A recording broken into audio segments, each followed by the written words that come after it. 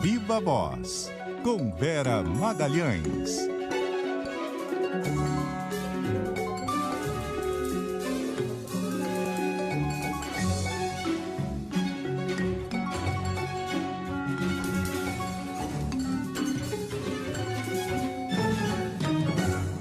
E aí, Vera?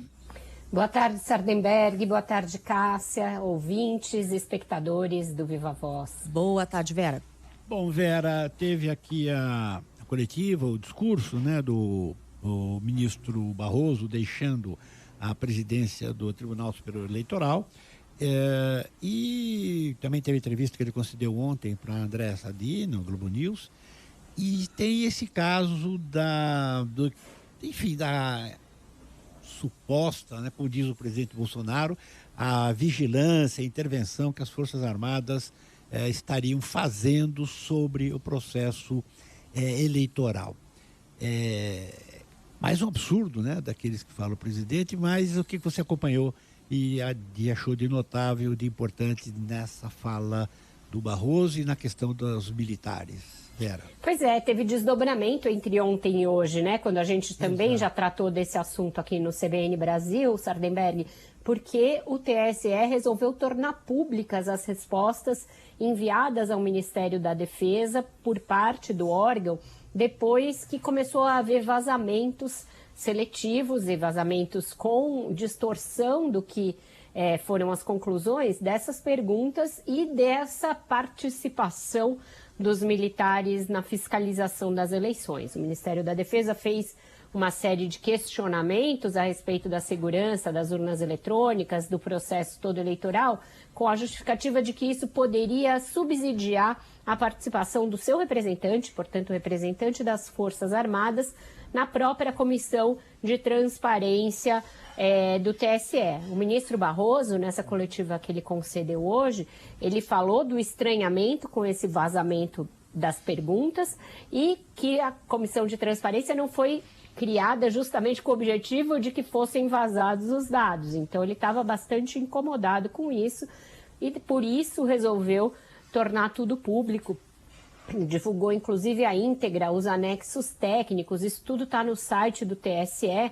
Se o nosso ouvinte tiver interesse em saber, porque muitas vezes a gente fica sendo bombardeado com desinformação a respeito de urna eletrônica. Então, quem quiser saber do que se passa, para inclusive embasar conversas a respeito disso, tem tudo lá no TSE, comprovando aquilo que a gente vem dizendo há bastante tempo, que as urnas são frequentemente auditadas, além de serem auditáveis, elas são efetivamente auditadas, com periodicidade regular, que elas não estão em rede, que elas não são sujeitas a hackeamento, tudo isso está explicado lá com detalhamento técnico. Então, o ministro tentou mais uma vez dissipar essa desinformação a respeito da segurança das urnas eletrônicas, fez um balanço do que foi obtido no mandato dele em termos de ganhos aí, de segurança cibernética e também do que ele chamou de defesa do espaço democrático, né?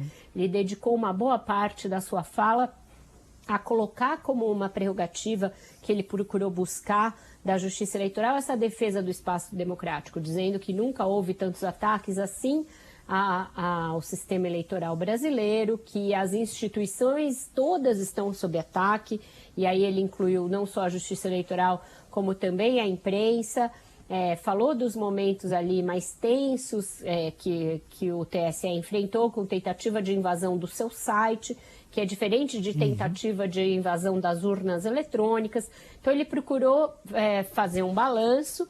E é interessante, Sardenberg, porque essa circunstância em que você tem um ministro passando o mandato para outro, que vai passar para outro ainda antes da eleição, cria uma situação meio de um triunvirato ali no comando do TSE. Eles têm tomado muitas decisões em conjunto, dado muitas entrevistas em conjunto, fizeram reuniões de transição para que não se perca o histórico, não se perca o fio da meada aí nessas sucessivas transições. Achei interessante em relação a uma das falas aqui do ministro Barroso, que ele foi bastante específico em relação ao presidente Jair Bolsonaro e as medidas que foram adotadas, né, pelo tribunal contra os ataques infundados do presidente em relação ao nosso sistema eleitoral, né, Vera? Exatamente. Ele, inclusive, a uma das perguntas respondeu, quando a pessoa perguntou sobre falas do Bolsonaro, ele falou: isso é o que ele faz sempre, isso é o que ele vem fazendo sempre. Alguma coisa nessa linha, Cássia. Sim, não é a primeira vez que o presidente do TSE é muito explícito ao atribuir ao presidente uma boa parte da responsabilidade por esses ataques. Ele já havia feito isso na abertura do ano legislativo, no judiciário, quando foi a abertura dos trabalhos do TSE.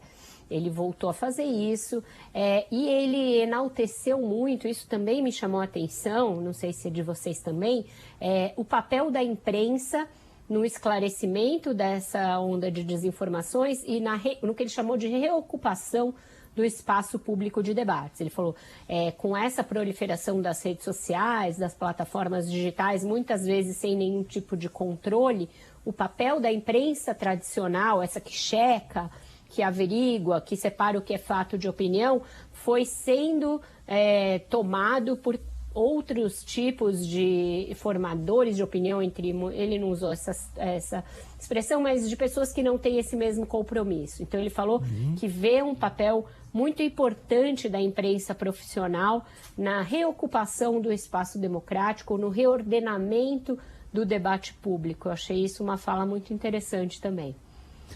Agora, essa questão aí do presidente dizer que as Forças Armadas, insinuar dizer que as Forças Armadas estão fiscalizando o Supremo, considerando isso, como é que você vê a desistência lá do general, cujo nome não me lembro agora?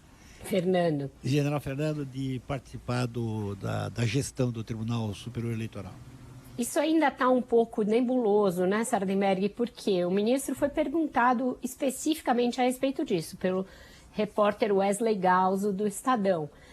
E ele tergiversou a esse respeito. Não totalmente, mas quanto à causa específica da recusa do general Fernando, porque ele misturou essa questão com a questão do vazamento. E aí a gente ficou sem entender. O general Fernando teria participado de alguma maneira, não teria como. Então ficou uma coisa bastante nebulosa essa razão. Mas o que a gente apura junto a outros ministros, junto a pessoas ligadas ao governo, é que se criou sim um mal-estar, dada essa insistência do presidente de um lado de falar que os militares estão fiscalizando e a crítica feita pelo ministro Fachin, até em menor grau pelo próprio ministro Barroso, a uma suposta ingerência política de alguns integrantes das Forças Armadas no processo. Na entrevista de hoje, em outra pergunta, o ministro Barroso chegou a falar, olha, uma coisa é o general Braga Neto, que é alguém que tem um cargo de governo, outra coisa é a instituição das Forças Armadas. É preciso separar a instituição das Forças Armadas do governo, são instâncias separadas. Então, ele deu a entender que o general Braga Neto, quando cobra a suposta falta de segurança das urnas, etc., ele está falando em nome do governo e não das Forças Armadas. E ele repetiu algo que o ministro Fachin já tinha dito, de acreditar que as Forças Armadas não têm nenhum tipo de saudade do passado. Ele falou nenhum tipo de saudade da década de 60, do período da Guerra Fria ou do período em que houve golpes. Então ele voltou a falar em ditadura e procurou apartar a atual composição das Forças Armadas desse passado. Vera Magalhães, obrigado, Vera. Até mais. Obrigada, Cássia. Obrigada, Sardenberg. Um ótimo jornal para vocês. Até mais, Vera.